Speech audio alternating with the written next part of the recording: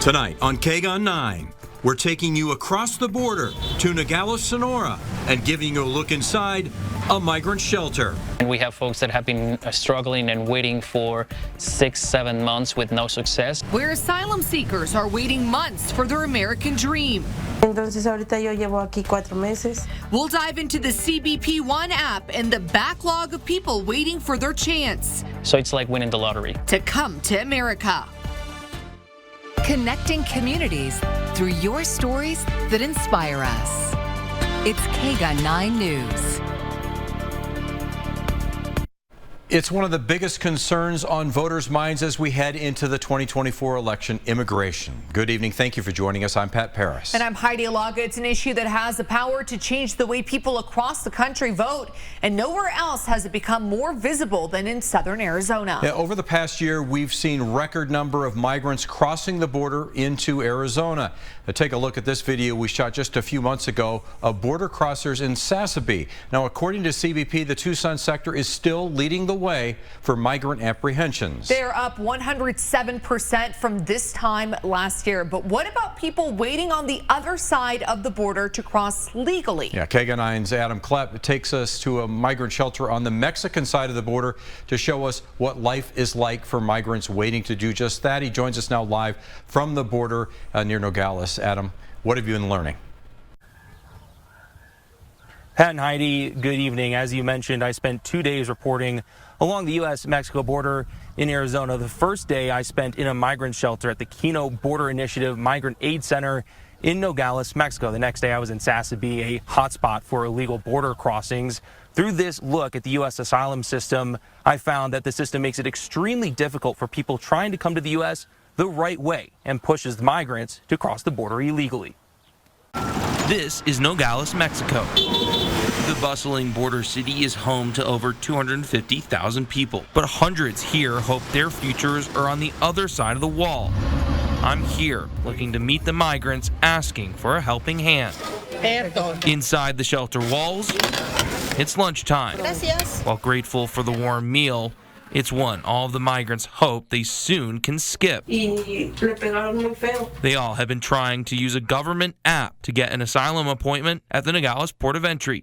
Entonces ahorita yo llevo aquí 4 meses. This mother from Mexico has been trying for 4 months to get her appointment with no luck. Sí, a la Virgen le rezo mucho que salga mi cita. Que pronto pues esté en mi destino. 70% of those appointments are allocated randomly, so it's like winning the lottery. Pedro de Velasco works at the shelter. He says the Nogales Port is the only one in Arizona offering appointments, and there's 100 of them a day. And of course, that doesn't match the need.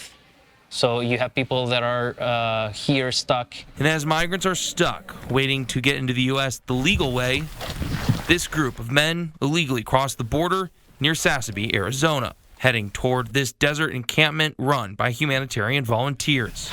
2 men from Africa are here, and they know about the app. I hear about that. But said waiting in Mexico wasn't an option. I have to have money to stay in Mexico City. My money going to in, and I have no choice. Yes, I take a risk. The risk has paid off for now. The migrants are waiting safely in the U.S. for Border Patrol to apprehend them. But back in Mexico, the migrants at the shelter are still waiting to win the asylum lottery. ¿Cuáles son mayor temor? El que me quiten a mis hijos.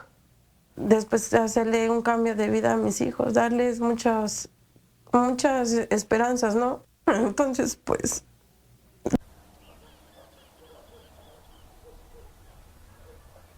So since this reporting earlier this week, I was able to reach back out to Yasser, the Sudanese migrant I met in Sasabee, over WhatsApp. He told me within 24 hours of our interview, he had been apprehended and then released to Casalitas by Border Patrol. He now says he's relieved to be here and is heading to New York. We reached out then to the Keno Border Initiative. They tell us the migrant mother that I interviewed still has not been able to get a CBP-1 appointment at the Nogales Port of Entry. She'll wake up and try again tomorrow. Pat and Heidi. Now, Adam, I have a question. If the migrants who get across the border illegally are being quickly released, like Yasser, why don't the migrants in the shelter all go that route? Yeah, the people who worked at the shelter told us there are migrants who they are working with that they see every day, and they don't see them anymore, and they assume that they have gone and tried to cross the border illegally. The reality is it's a very dangerous route. You often have to pay a smuggler to take you. You don't know exactly where you're going or who is taking you there, and it also costs money. They have to pay the smugglers thousands of dollars sometimes. These appointments at the port are free, but they take a while to get. Yeah. Adam, you and I a couple of times went down to Lukeville. I know you've been to Sassabee. It just never ceases, this steady stream of these migrants, and you just wonder how much of an impact this will have on the election, let's say, coming up in November. It just doesn't seem to stop. Yeah, a lot of polls have shown that immigration is even taking over inflation as a top issue for Americans. And as we've seen in Lukeville, Pat, that whole area is walled off, yet the smugglers simply cut the fence, as opposed to in Sassabee, the area is extremely rocky. There's points where the fence cuts off and people are able still to get across. So even if you build a wall in some areas, in other areas it's there, people still can get across. So just a wall is not going to fix this issue. Yeah, exactly right. All right, Adam, thank you very much. But first, monsoon storms roaring through southern Arizona tonight, bringing tornado warnings and flooding, leaving power outages and damage behind. We're taking a look at the aftermath in your neighborhoods. KGA 9 News starts right now. Connecting communities through your stories that inspire us. It's KGA 9 News.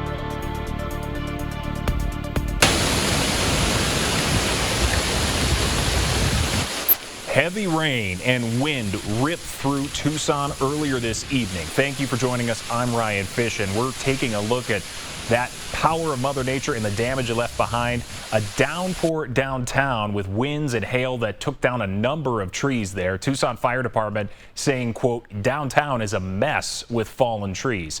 In addition to those trees, on Granada, just north of Congress, a canopy in a parking area destroyed by these storms, covering several cars there.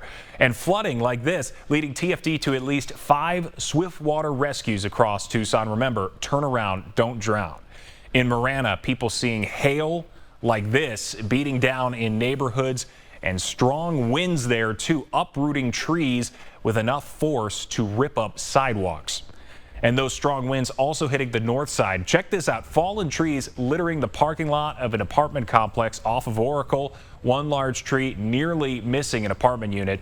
Residents there reported serious storm damage through that whole area. KGA 9's Adam Klepp is live from the north side tonight near Princeton Fairview, where an auto zone was severely damaged by today's storms. Adam, what are you seeing there?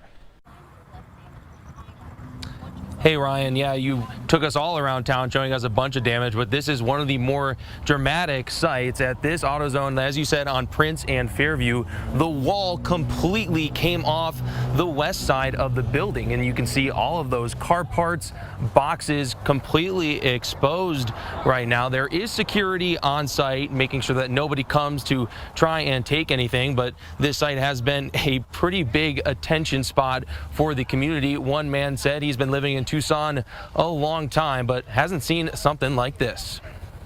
I've never seen anything like that in Tucson. I've been here 31 years. And this is not the only spot in Tucson seeing flood damage, monsoon damage. I was over on Speedway by I-10 just over an hour ago. The overpass area was completely flooded. When I showed up, cars were stuck down there in the flooding, but eventually they were removed, and then other drivers decided they would just try and drive through it themselves. And then more locals continued gathering on the overpass, watching this all go down. Brave. Yes, very brave. I would not. I'm a fraidy cat and I would rather not do that. I don't know, but I got goosebumps just wanting to help these people. Oh my goodness. I hope he gets out okay. They're all... Pull him! You gotta pull them!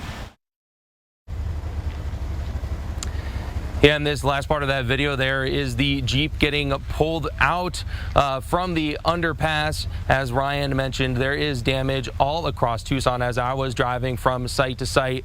Lots of trees, debris scattered in the roadway. This is something that's going to take more than a few days to clean up. So as you're driving tomorrow to work, please be careful when you're out on those roads. And again, with that overpass and the flooding there, turn around, don't drown.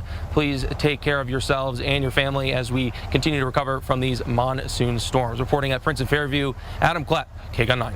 Dramatic damage tonight. Thank you, Adam. And unsurprisingly, this is TEP's interactive outage map showing where those power outages currently stand. And not a surprise, there are several thousand in Tucson without power at this hour. To find this tool, you can head to our website at kgun9.com. Kyler Diggs is in. What a busy day for you in the Weather Center. We saw all that damage, all that activity, and even some tornado warnings, a couple of them out there. Yeah, exactly. This was a rare day for monsoon. Now to some breaking news in the case of a 2-year-old girl who died in a hot car earlier this week. You may remember she was found unresponsive on Tuesday in a car parked outside a Marana home. She was taken to the hospital where she was pronounced dead. Now later that night, a crime scene unit towed away the car for processing. Yesterday, KGUN 9 obtained a search warrant that showed the 2-year-old was left in the car for much longer than her father originally told police. Our team just obtained new search warrants for the house where she died. And our Craig Smith joins us live from the courthouse with more. You've got him in your hands right now, Craig. What did you learn? Yeah, we do. This information is so new. We barely got them before the clerk's office closed for the day. And when you get right down to it, it's a very rare case anymore that does not include information extracted from the electronic devices that record so much of our lives. And that's what these warrants get permission for the detectives to do. From Cochise County to the west side, Southern Arizona's largest reporting team is sharing stories that matter to you from your neighborhood. Expansion on the west side. This is going to be, to me personally, like a new downtown. As businesses grow, our Adam Klepp shows us, so does the community. Guilty on all 6 counts. So evil. We have team coverage tonight on the man convicted of burning down 2 historic churches in Douglas. Our Craig Smith has been in the courtroom since the very beginning, and our Alexis Ramanjulu is checking back in with the community. A town gone dry. Our Eddie Salaya takes us to Bowie, where a maintenance issue has left neighbors without water. What officials are doing to ensure safety amid high temps. KGUN 9 News at 6 starts now.